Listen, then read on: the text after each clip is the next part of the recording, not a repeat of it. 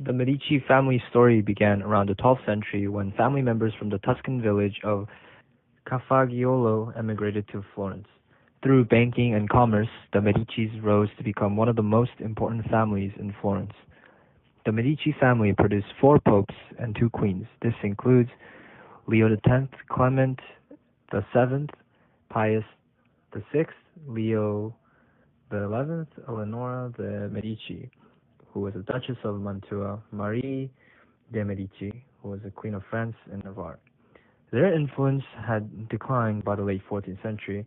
However, when Salvestro de' Medici, then serving as Gonfalonier or standard bearer of Florence, was forced into exile, another branch of the family, descended from Salvestro's distant cousin, Giovanni di Bicci de' Medici, who would begin the Great Medici dynasty.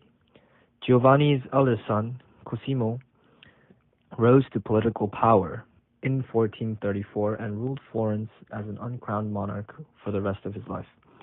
Known to history as Cosimo the Elder, he was a devoted patron of the humanities, supporting artists such as Ghiberti, Brunelleschi, Donatello, and Fra Angelico. During Cosimo's time, as well as that of his sons and particularly his grandson Lorenzo the Magnificent.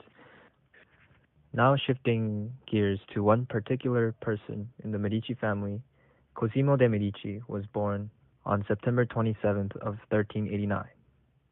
The son of Giovanni de' Medici, who founded the family's legendary fortune, amassing enormous sums in trade and banking. After his father died in 1429, Cosimo continued the family's commercial and financial practices with great success. He brought goods of little weight and high value from the East and lent money to the princely houses of Europe. Cosimo also adopted the policy, already traditional in his family, of supporting the lesser guilds and the poor against the wealthy aristocracy which ruled the city. These oligarchs became jealous of Cosimo's popularity and fearful of his democratic tendencies. Consequently, they sought to destroy him and his family. In 1433, spurred on by Rinaldo degli Albizzi, the most influential of their number, they had Cosimo arrested with the intention of putting him to death.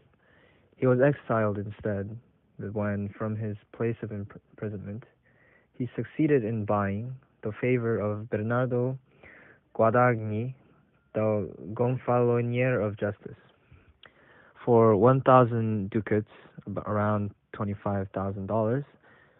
1 year later, in October of 1434, the sentence of exile was overturned by a new government favorable to Cosimo, and he returned to the city in triumph. From that time until his death, he controlled both the foreign and domestic affairs of Florence, using his prestige and his money to keep his adherents in the government.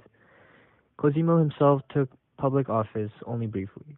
He believed it prudent to keep the institutions of government intact and to rule quietly so as not to injure the republican sensibilities of the people.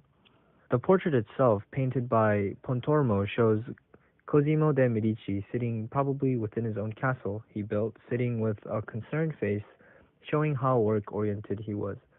The shadow mixed in with his face creates the sense of emphasizing on his face alongside the red cloth he is wearing, making him the obvious focal point.